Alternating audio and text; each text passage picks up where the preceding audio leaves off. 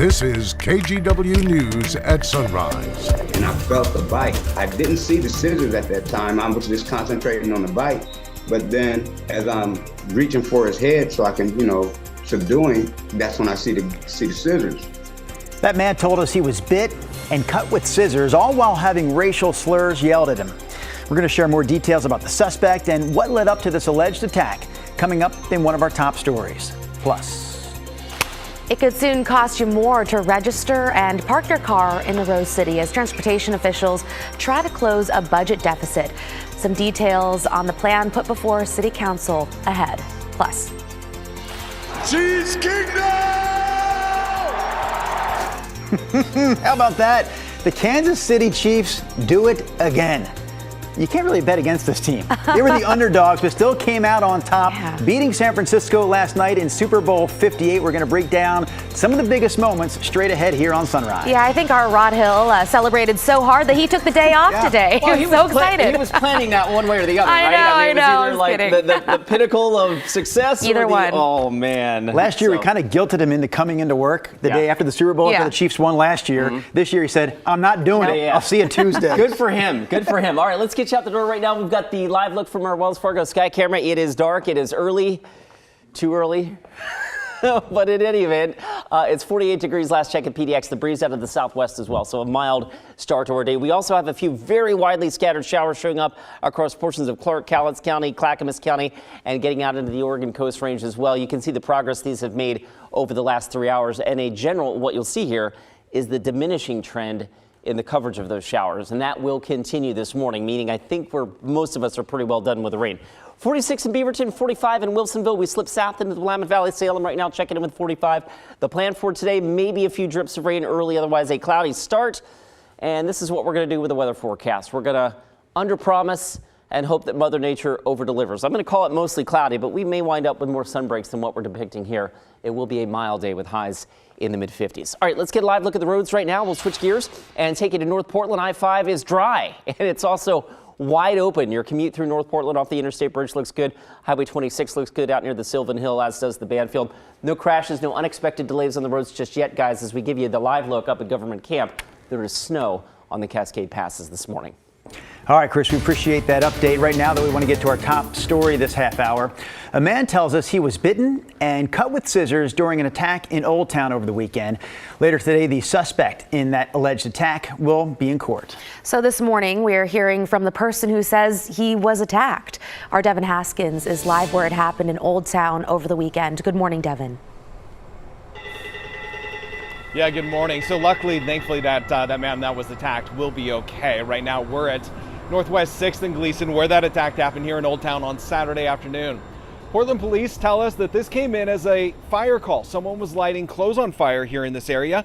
When Portland Fire showed up, Portland police say they saw a man attacking another man, biting him, yelling racial slurs, and cutting him with scissors. KGW spoke with Peyton Thomas, who says he was attacked. He said he saw the suspect following an interracial couple, and then that man turned his sights towards Peyton and his friend as they were walking here and started attacking Peyton. And I felt the bite. I didn't see the scissors at that time. I was just concentrating on the bite. But then as I'm reaching for his head so I can, subduing, that's when I see the scissors. When I reached for the scissors, he tried to stab me like 2 or 3 times. Portland police arrested 42-year-old Corey Nessenson. He now faces multiple felony charges, including assault, harassment, and bias crime. He'll be in courts later this afternoon. Back to you. All right, Devin, we appreciate that update here this morning. Meanwhile, this next story, a similar one. A mother is pleading for help to find the man accused of assaulting her and her 2 children in what police are also calling a bias crime. This one happened back on December 29th. The mother, Kanika Collier, was at work near Southeast 27th and Burnside that day when she let her kids, 16 and 11, walk to Starbucks to get a snack. It wasn't too long before her kids called, frantic because they were being followed. When Kanika ran out to help her kids, she says the man took a cup of liquid and threw it on them. Yelled that he hates their kind and wish they would die, and he spit on my daughter. Once your life is shaken like that, How do you put the pieces back together? It makes me angry because this isn't what we should be having to deal with in 2024. I'm sorry, just shouldn't. Portland police released these photos of the suspect. They're asking anyone who sees them to give them a call.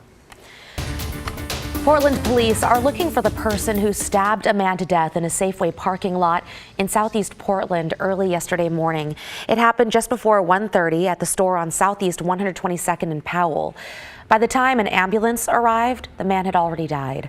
At this point, we don't have any word on any suspects. This is the 13th homicide this year in the city of Portland. Police in McMinnville say they seized materials used to make a pipe bomb. This story started last Thursday when police say they found a teenager with meth on them. The teen told officers he got the drugs from a house on Southwest Cypress Street. A search warrant at the home turned up not only more drugs, but also the pipe bomb making materials. So far, though, there's no word on any arrests. Portland police say bike squad officers arrested a number of accused fentanyl dealers downtown. It happened near the Safeway at Southwest 10th and Jefferson Saturday night. Last week, we told you about how the area has become a hotspot for drug use. It's also a source of concern for parents whose kids attend preschool right around the corner. Police say they've targeted the area in recent weeks, handing out citations and connecting some people with treatment centers. Portland Bureau of Transportation is looking to cover a $32 million deficit by charging people more money to park their cars.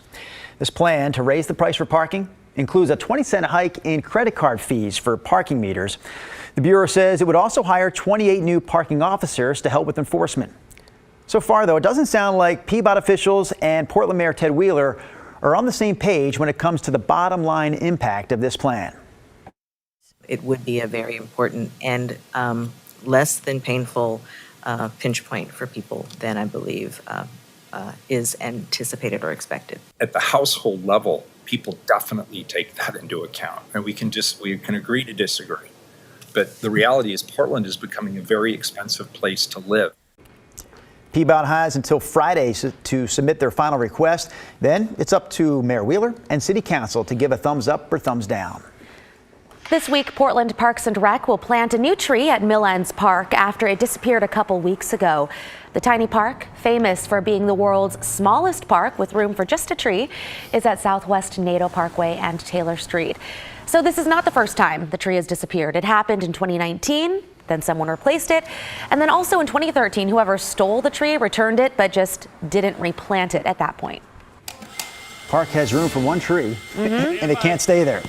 Okay, before we get back to our weather forecast this morning, let's take a look at where Eric Patterson is hanging out. There it is, Dutch Bros on this Monday morning. This is the one over by the airport. And the reason Eric is there today is to shine a light on their Dutch Love campaign at Dutch Bros. Yes, cheers to a Monday morning. Go for it, gang. So here's how Dutch Love works. It started on February 1st. It runs through this coming Sunday. There are 3 drinks on the menu at all local Dutch Bros. If you buy one of those 3 drinks, $1 from the sale will support hunger relief agencies here in the Portland area. We're talking about organizations like the Oregon Food Bank and the Portland Police Bureau Sunshine Division. Okay, yeah, way to get your day started with a little Dutch Bros and making a difference, I guess, too. Okay, on this... We're already on their second or third one. Oh, I know, right? They got to be up, man. They got to be up and ready to go for that job. We love going over there because they always are, like, they bring it with the energy. Great visual, great energy. Yes. All right, off to a Monday that's a little drippy, but it will get better and better as we roll through the day. We'll start off with a look at your radar right now. It is a little green out there, right? Green meaning rain. We've got snow up in the Cascades as well. The progress that these showers have made over the last 3 hours showing that they're generally working their way off to the north and east and dissipating. So that is the forecast for today, and Futurecast backs me up. Let me try that again. Backs me up on that, right? This is at 10 a.m. Our modeling does show some snow flurries continuing the Cascades. Snow levels today around 3,500 feet, so a little lower than they were yesterday. And through the Columbia River Gorge, some light rain showers as well. All right, let's roll the clock into the afternoon, and the showers certainly dissipate. And modeling even suggests that we may even clear the sky out, especially as you get south of Portland into the mid-Willamette Valley. So we'll consider that a bonus if that happens. All right, overnight tonight, here's the setup for tomorrow. We'll probably start the day with some widespread fog, so just be aware of that. Tuesday starts foggy, and then eventually we finish the day with some sunshine, and then by Wednesday, we're watching for our next significant rainmaker, and this will likely be rain in the Willamette Valley, but there are some signs that east of the Cascades, there's going to be enough cold air here to set the stage for some pretty good snows in the Cascades and possibly even the Columbia River Gorge. And as we look long term here for the week ahead, there are a couple of storm systems stacked up and a pretty good moisture plume out over the central Pacific that's working its way our way. So what I think is going to happen is that our midweek here, Wednesday and Thursday specifically, are going to get a little wet. And we wanted to show you Futurecast. I've already shown you this run. Let me see if I can kick this forward real quick and point out again the fog early tomorrow morning. And then as long as the fog burns off, Tuesday afternoon should be good. Wednesday night, Thursday look pretty wet as that system rolls on through the region. We could tack on maybe a half an inch of rain here midweek, Wednesday, Thursday, and then maybe a little bit more as we get into next weekend. And this will translate to some needed snowfall up in the Cascades. It's been a while since we've had a really good punch of wintry weather, but the week ahead, specifically Wednesday and Thursday, looks reasonably promising for some ski resort snow. In fact, some models are suggesting snow levels get as low as 1,500 feet as we get into Wednesday night and Thursday. So we'll keep our eyes on that. But the bottom line here is that the Cascades are going to get snowy here, and possibly even the Columbia River Gorge could turn a little wintry here midweek. We're talking Wednesday and especially Wednesday night and Thursday. All right, 48 last check at PDX. And the plan for today shows us inching into the mid-50s, so a smidge above average for this time of the year. We'll continue with that mild-ish start to the work week here. And again, watch out for the fog tomorrow morning. I think tomorrow could be a really foggy day before that sun finally breaks out. And then, guys, we bring back the rain for Valentine's Day. 48 degrees with rain expected as we get into our midweek forecast.